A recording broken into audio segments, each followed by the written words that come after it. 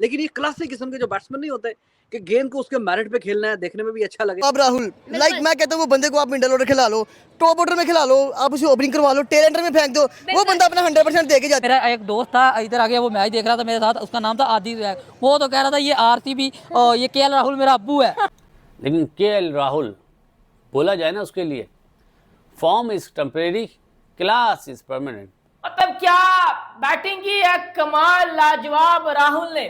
KL Rahul, typical KL Rahul, वो KL Rahul जिसको हम जानते थे, विंटेज केएल राहुल। 93 रन उस बंदे ने मारे हैं। मैं खुद एक आरसीबी का फैन हूं, पर जब आप अच्छी बैटिंग करोगे, अच्छी क्रिकेट खेलोगे, तो भाई हम क्रिकेट को एंजॉय करते हैं। दोस्तों, केएल राहुल की कल की अनबिलीवेबल इनिंग्स के चर्चे भारत के साथ साथ हमारे पड़ोसी मुल्क पाकिस्तान में भी हो रहे हैं। आप सबको पता है कि जैसे ही भारत में कुछ अच्छा होता है तो वहाँ का पूरा मीडिया जो है वही भारत की आईपीएल की बातें करने लग जाता है।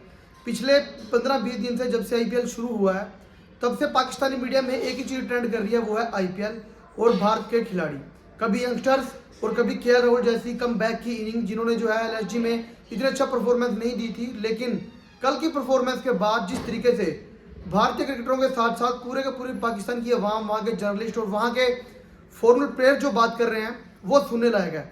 इस वीडियो में हम देखेंगे कि वहाँ के खिलाड़ी और वहाँ के लोग, जर्नलिस्ट क्या बात कर रहे हैं। तो शुरू करते हैं आज का वीडियो।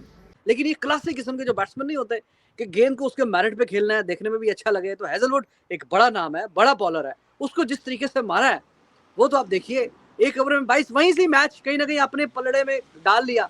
और दैट वाज मेक और ब्रेक किस्म की सिचुएशन थी उस स्टेज पे। कम रन नहीं होते, तकरीबन 70 रन रहते थे जब वो 15वां ओवर करने के लिए आया। 6 ओवरों में 65-70 रन, इट्स नॉट इजी। लेकिन आके उस एक ओवर में जो 22 रन निकाले और फिर उसके बाद फिर स्पिनर को भी अच्छा छक्का, एक लंबा छक्का चौका, और वो 2 ओवर मोमेंटम पूरा ही शिफ्ट हो गया। और करते कराते वो जो मैच लग रहा था फंसा हुआ है, 4 जल्दी आउट हो गए हैं, बिल्कुल बीच में जरा नट बोल्ट स्क्वीज किए हुए थे आरसीबी ने भी। वो वाला मैच भी कितनी फिर आसानी से निकाल लिया कि 13 गेंदें अभी रहती थी और जीते भी छक्का मार के। तो काफी कभी कभी क्रिटिसिज्म होता है केएल राहुल पे। एशिया कप में भी उससे पहले क्रिटिसिज्म था कि हाँ ये क्या है, कैसे क्यों डाल रहे हैं, दिस एंड दैट। तो तब भी हम अपनी वीडियोस में बोलते थे कि भाई इस बंदे की ओडीआई में भी 60 की एवरेज है। चलो टी20 में तो कहीं ना कहीं थोड़ा सा अगर आप सवाल उठाते हो तो चलो ठीक है, लेकिन ओडीआई में तो कोई शक शुबे की बात नहीं।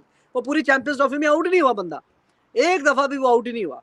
और करते कराते उसने उसमें भी अच्छे खासे रन किए, जब टीम को जरूरत थी तब रन किए। आज भी बाकी चलो ऊपर से आउट होते गए, फाफ, मैकगर्ग, पॉरल वगैरह, अक्षर पटेल जो विकेट गिरी है 4। लेकिन केएल राहुल जब जहां पे जरूरत थी कि सिंगल डबल करनी है, गेम को आगे लेके जाना है और इस फेज से निकलना है, वो काम भी बखूबी किया है। जहां पे 110, 15, 20 के स्ट्राइक रेट से खेलना था, वो भी फिर मजे मजे से खेलता रहा कि चलो गेम को आगे लेके जाएं, डीप लेके जाएं, फिर देखेंगे क्या करना है। विकेटें चूंकि गिर रही थी तो वो भी काम भी बड़ा बखूबी किया, क्योंकि टेस्ट भी खेलता है, टी20 भी खेलता है, वनडे भी खेलता है। तो तीनों फॉर्मेट का ये प्लेयर है। तो इसी वजह से फिर जो तीनों फॉर्मेट के प्लेयर होते हैं उनको पता होता है कि हमने किस फेज में से कैसे टीम को आगे लेके जाना है। अब राहुल मैं कहता हूँ वो बंदे को आप मिडल ऑर्डर खिला लो, टॉप ऑर्डर में खिला लो, आप उसे ओपनिंग करवा लो, टेलेंटर में फेंक दो, वो बंदा अपना 100% दे के जाता है। मेरा एक दोस्त था इधर आ गया, वो मैच देख रहा था मेरे साथ, उसका नाम था आदि वैग। वो तो कह रहा था ये आरसीबी और ये केएल राहुल मेरा अब्बू है। वो यकीन करे ऐसे आदि वैग ऐसे कह रहा था। देखिए केएल राहुल एक सुनहरा चांद है जो इंडिया ने ओडीआई वर्ल्ड कप के अंदर देख चुके थे। आप दिखाने का, अपना परफॉर्म करने का, तो वो बंदा ऐसा परफॉर्म करता है कि वो दुनिया उसको देखने पे मजबूत हो जाती है। आज जिस तरह उस बंदे ने परफॉर्म किया, आप देखें 93 रन आई थिंक वो बंदा करके चला गया। भाई गॉड, मैं जब इंडिया की क्रिकेट को देखता हूँ मजा आ जाता है। हम एशेज देखा करते थे, हम बिग बैश देखा करते थे, बाढ़ में गई एशेज, बाढ़ में गया बिग बैश, हम आईपीएल को एंजॉय करते हैं। मैं तो यकीन करे नाम याद करना मुश्किल हो गए हैं कि 1-2 नाम हो तो बंदा याद करे। लेकिन केएल राहुल बोला जाए ना उसके लिए, form is temporary, class is permanent. खड़ा रहा वो, और फिर उसने जब हाथ खोले तो ऐसा फेंटा लगाया निकल के, जो जहाँ पे लिविंगस्टन ने ओवर करा ना, 1 ओवर में 14 रन दिए, वो वहाँ से उसने बोला चलो अब छुट्टी। 2 ओवर में उसने मैच को बिल्कुल ही साइडलाइन कर दिया। क्या खेला जी, खूब खेला है। ये छक्का तो निकल के ऐसा मारता है, बैकफुट पे पुल ऐसा मारता है, आहा क्या बात है। क्लास जो बोलते हैं ना, टेस्ट मैच की क्लास। बहुत प्यार मोहब्बत से उसने पहले अपने आप को एडजस्ट करा और फिर जो फेंटा लगाया। 87 करे जी, नॉट आउट 52 बॉल में, 7 चौके 5 छक्के। प्लेयर ऑफ द मैच तो वही हो गया ना, होना भी उसको ही चाहिए था। लेकिन आप एक चीज़ ये देखें, स्टब के साथ जो पार्टनरशिप करी ना, स्टब ने भी 38 करे, हालांकि डुप्लेसिस वगैरह सब आउट हो गए थे, मैकगर्क वगैरह सब आउट हो गए थे, अक्षर भी आउट हो गया था। स्टब नॉट आउट हुआ, 23 करे जी, 23 बॉल में 38, 4 चौके 1 छक्का। ये पार्टनरशिप मेरा ख्याल है ले गई मैच को। आइए जी बैठ जाएं इधर, ले गई मैच को। और मेरा अपना ओपिनियन है, only single handed KL Rahul beat RCB, single handed match को ले गया वो।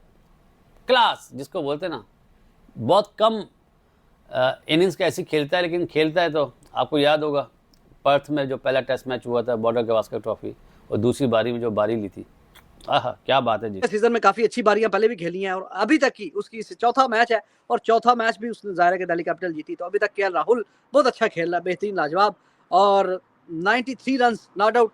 ज़ाहिर है कि टारगेट चेज हो गया, और 10-15 रन और भी होते, 20 होते तो वो भी कर जाते, 100 भी आ जाता, बट इट्स ओके, 100 फिर कभी आ जाएगा, बट 93 लाजवाब। और खास करके जो हेजलवुड की कुटाई हुई है वो बिल्कुल हेल्पलेस था, चेहरे उतर गए थे RCB की टीम के और फैंस के, जब वो 1 ओवर में 22 रन पड़े हैं तो चेहरे तो उतर ही जाने हैं, चौके पड़ रहे हैं, छक्के पड़ रहे हैं, और खास करके जो आखिरी बॉल पे, अब उसको पता था कि थोड़ा इसने शॉर्ट बॉल करवाई है मुझे, अब आखिरी एक गेंद रह गया, ये ओवर पिच बॉल करवाएगा। देखे ना, समझदार बैट्समैन है। अब वो कैसे, थोड़ा सा उसको पहले ही पता था कि ये गेंद यहीं पे आना है, ऐसा कि जैसे उसने पहले ही पिन पॉइंट उसको पता था कि यहाँ पे ठप्पा मारेगा, और इधर थोड़ा सा KL राहुल पीछे हटा, ओवर पिच बॉल थी, विकेटों में गिरवाई है, कैसा लॉन्ग ऑफ के ऊपर से खूबसूरत शॉट मारा है, क्राउड में जाके गेंद गिरी। तो रेंज ऑफ शॉट्स तो जाहिर है कि काफ़ी इमेंस है। एक टाइम है जब KL राहुल में बात होती थी कि भाई इंडिया को एक नया कोहली मिल गया, नेक्स्ट कोहली मिल गया इंडिया को, और वो नेक्स्ट कोहली कौन जिसकी बात होते थे, वो KL राहुल की बात होती थी कि इंडिया को नेक्स्ट कोहली मिल गया है। पहले एक ही नहीं संभाला जाता, अब एक और आ गया। वो नया नया टाइम था, तब ये पंजाब की तरफ से भी खेलता रहा था, मतलब 12-12, 14-14, 15-15 गेंदों पे 50 करना, चौके मारने, छक्के मारने।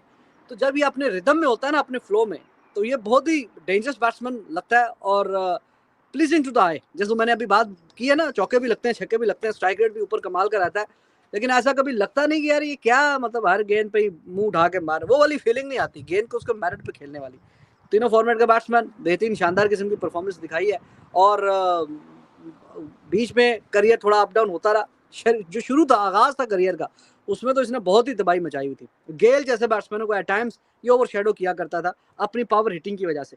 फिर पता नहीं क्या बीच में थोड़ा जब कप्तान बना पंजाब का, और फिर करते कराते बहुत ज़्यादा, मतलब एंड तक लेके जाना गेम को, स्लो खेलना है, ये करना है, वो बीच में अजीब सा कोई हो गया हिसाब तब।